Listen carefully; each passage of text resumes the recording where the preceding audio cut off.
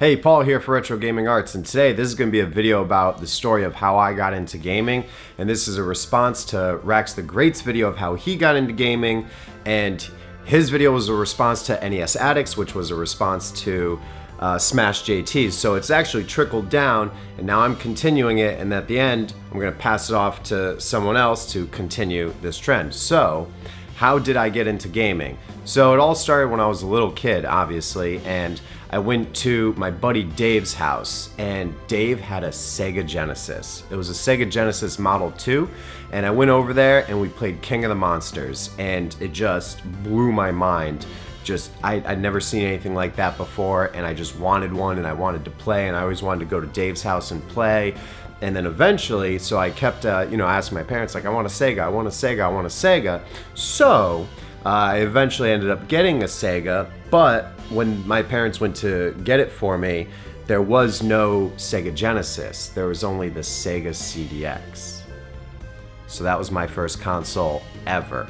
And I actually told a little bit of the story of my CDX in my Inside the Mind of a Console Modders video, where I was so fascinated with how it worked that I took the entire thing apart when I was like 8 or something, like really young, and I took the whole thing apart to see how it worked, and then I was too young to figure out how to put it back together. So I destroyed it.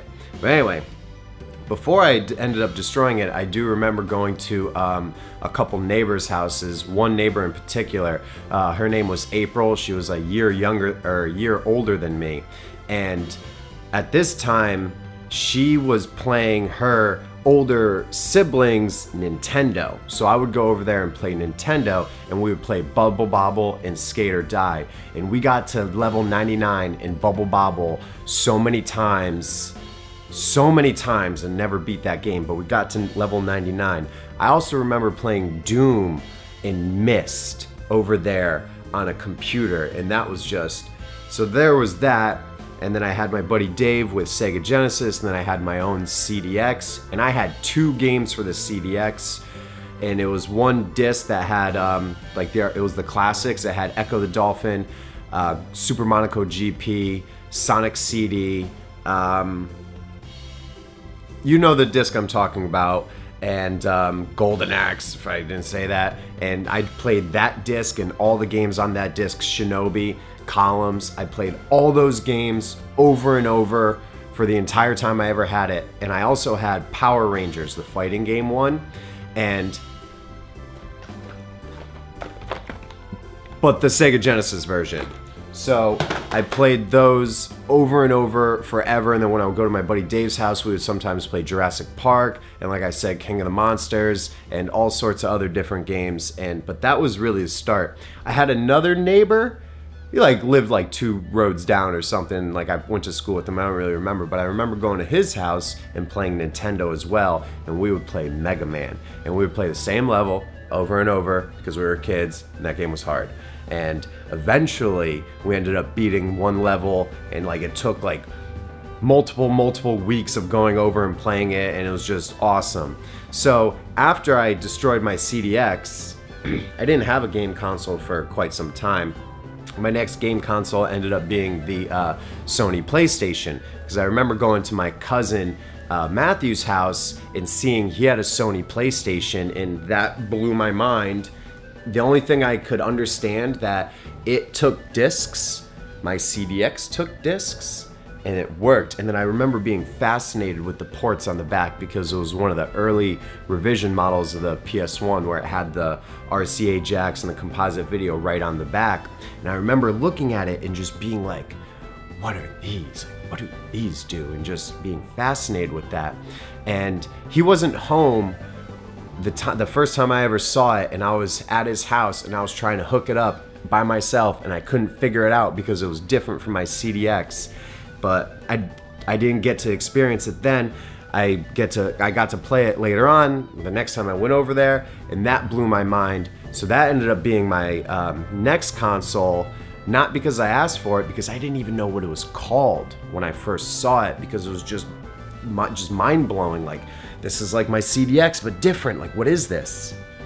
So I ended up getting a PlayStation as my next console, and this point in time, all of my friends and everybody I knew had an N64.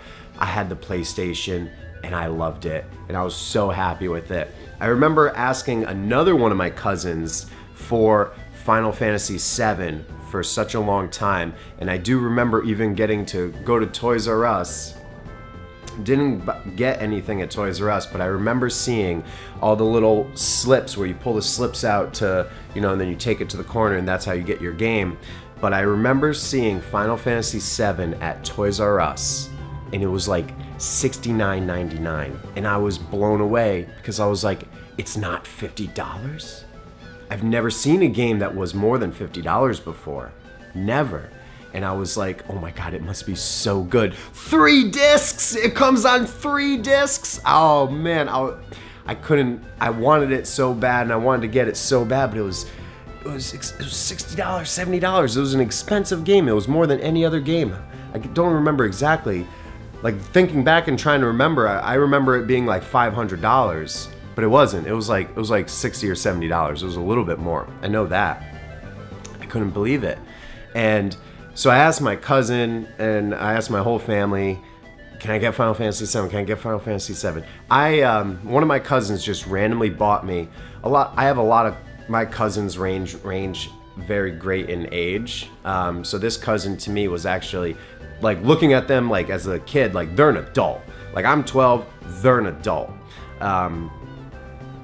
So I remember asking them for Final Fantasy VII, and they eventually, like 6 months later, or a year later, just randomly show up and just like gave me Final Fantasy VIII and was like, hey, you've wanted this for a long time, here you go.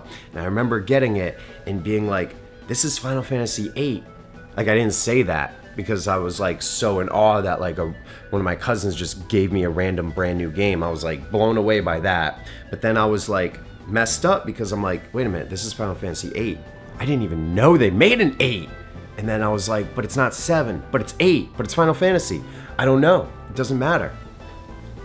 So, and then also another thing in my head, I was like, maybe my adult, grown adult cousin doesn't know how to read Roman numerals, and maybe they messed up because I like just learned about Roman numerals in school or something. I don't know, but I remember thinking that. I'm like, they're an adult, maybe they don't know. It's a video game. They're not into video games. Who knows? So anyway, I ended up putting in Final Fantasy VIII, playing it, not liking it at all, and being like, what is this? Going to school, trading it to somebody for Final Fantasy VII, playing Final Fantasy VII, and just absolutely loving it and just getting my mind blown by it.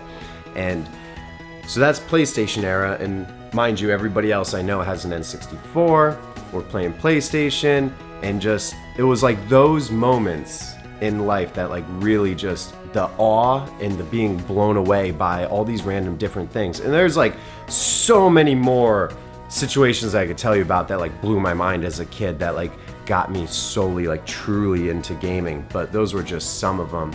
And like, it was going to my another cousin's house, and like he had an N64 and I would bring my PlayStation and we would play games, but he also had a Super Nintendo. Funny story, anytime we had the modern newest consoles and like us would get together, we would always end up playing the older consoles. Like when I would go and play Nintendos with those other kids, and with my cousins, we would play Super Nintendo.